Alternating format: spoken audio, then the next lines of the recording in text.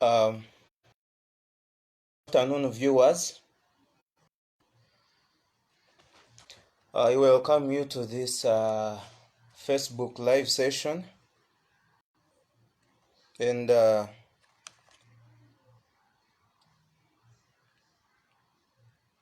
we are talking about an incident that we highly condemn that happened this week, the killing of our brother Floyd in the United States by the people who are supposed to protect lives and property of people, but they took his life. I watched the video. It is so sad, and I just saw a gentleman begging for his life, and he was not given a chance. You can just imagine mothers out there. You can really testify about this. When you hear your child calling mama, you know how it strikes you from within. I saw a gentleman calling out mama, telling the police officers that I can't breathe, I need water, my heart pain, my chest pains, my stomach pains. But they kept on and kept on until he breathed his last breath and died. It is so sad in this modern society to see such atrocities happen.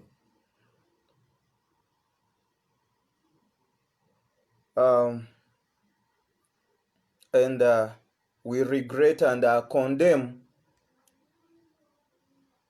with strong might such acts. They shouldn't be happening, and mostly to our fellow black community members in those countries. We have fought a battle against apartheid, against slavery trade, but if we see such things happen again in our societies, they make the scars of those atrocities that we fought and won, they refresh those scars, and we ask ourselves, really, where is the brotherhood code?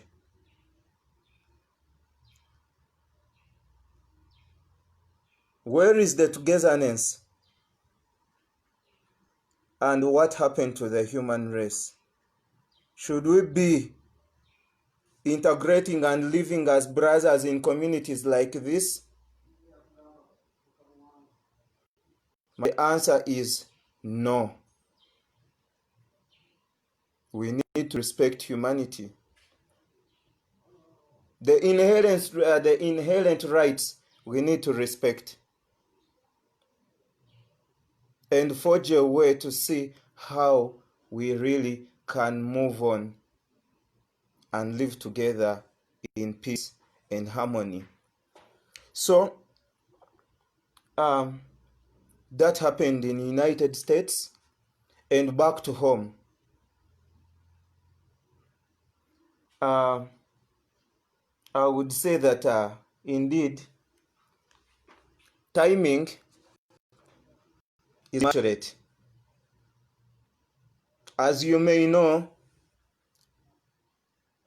the government's rule NRA, that is the National Resistance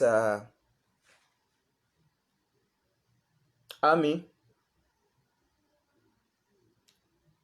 came in to fight and liberate our country, Uganda, from the so-called forces to ensure that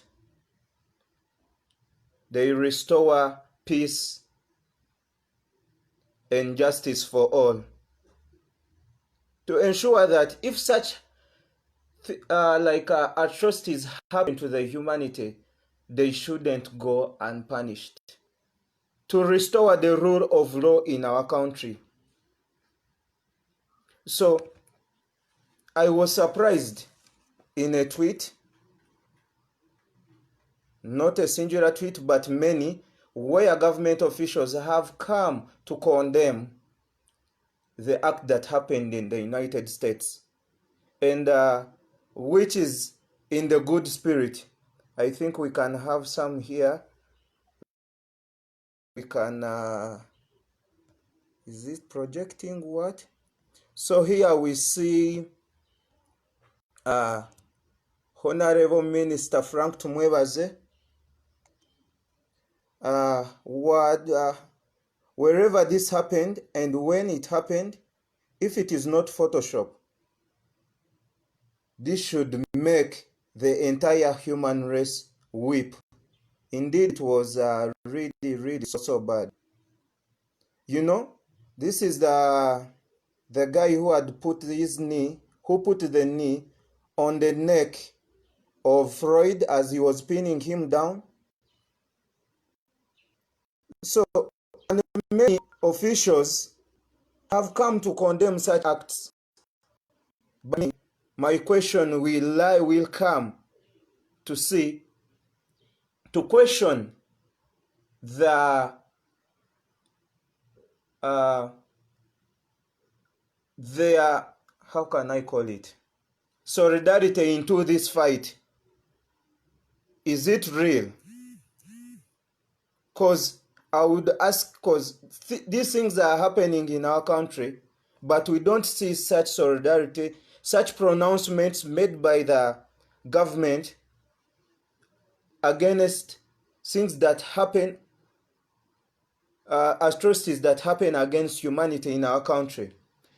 If I'm to give an example, no justice for the 2016 massacre that happened in Kasese, where forces, security forces, killed over 100 civilians. That was on 26th and 27th. Among these over 100, 15 children, more than 15, they were killed. What was said? What was the pronouncement? And up to now, no justice dispensed. We can just look back. These cases have been happening, and mostly from the side of the people who are supposed to see that security is in order. But we've seen them being killed. We saw on 24th of February 2020, this year, Nabu Kenya was killed. He was knocked down by a police car. What is the answer? Investigations are still going on. In August 2018, Yasin Kauma was killed in Arua, shot by who? Security forces. July 2018, Moses Ramadan, during the parliamentary member of parliament campaigns, he was killed by who? Security forces. September 2018, Hannington was beaten by police and taken to the hospital. That's why he breathed his last. March 2019, Ronald Sebulime, a gentleman who was killed after even cuffing him. So we see such atrocities happen, and we don't see the government officials our leaders to come and speak ill against these things. But when things happen at a distance, that's when they feel that there are so much concern to speak against such atrocities. But here home we are rotting. You know, even the Bible talks about it in Matthew chapter 7 verses 5. First take the beam out of your eye, then you aim for your neighbors. Before you clean the spike in your ear, in your eye rather, then don't go for the neighbor, because we see the situation here is deteriorating, because it is common for a security officer to kill a citizen in Uganda and he will go unpunished. You know? So, Uganda officials never ask why overwhelmingly lethal force is used to restore peace and order. You know, when people are demonstrating because of various reasons, we see excess force is used. You know, even what was last evidenced, it was during this pandemic crisis. You know, it is only in Africa where security officers have claimed more lives of people than COVID itself. You know, you're making yourself secure from COVID, trying to survive because there is no income. Then you land into the security operatives. You know, the border guy who was shot in Mukono and eastern Uganda. The pregnant mother who was shot in Masaka by an LD officer, plus the border man. Why? Because the border man was trying to rescue the woman to take to the hospital. She was pregnant. Both the mother, the unborn baby, and what died. But should it be like this in our country? And to the worst of it all, people who are supposed to enforce peace and order in our society doing such crimes. You know? Security forces shoot, kill, arrest and detain and torture civilians. Charge them with serious crimes. The government charges only civilians while giving security forces a free pass to abuse them.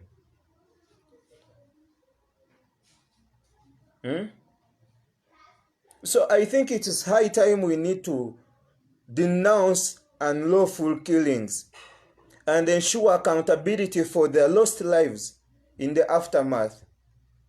This is seriously lacking in our own systems. Life is lost, nothing is done to ensure that accountability for that lost life, like justice, prevails. All you hear, I think it's going to be like the code, like the uniform code of police. Investigations are still going on. We see people who have committed such crimes. They are not brought to book, such that the law acts on them. All we hear, they have been suspended from the forces. Investigations are still going on, but we don't see cases that really run to conclusion. You know, it's high time we set an independent inquiry to conduct impartial and transparent investigations. You know, so as I conclude, this should be a campaign against impunity. Indeed, this is impunity. So this should be a campaign against impunity. Impunity occurs when threats, attacks, and crimes against human rights go unpunished. All lives matter. It's high time our government wake up. Let this be a wake-up call to end this state-driven impunity. We deserve a dignity life. We deserve the right to live. We deserve a right to protection, even protection of our properties. But it is so much annoying to see the state actors in charge protecting lives and properties are the same people taking them. So let this be a wake-up call and to end impunity. Impunity occurs when threats and attacks and crimes in our societies go unpunished. Stay home, keep safe from COVID-19. This crisis will pass like any other crisis. We've been through Ebola, we've been through HIV. They have passed. So this will also pass and have a normal life. But it shouldn't be like business as usual. With many lessons from this crisis, we hope to see an integrated society full of people trying to do work that benefits them. Thank you very much. I remain Robert Asiimwe from Speak and Save. Silence is the worst danger.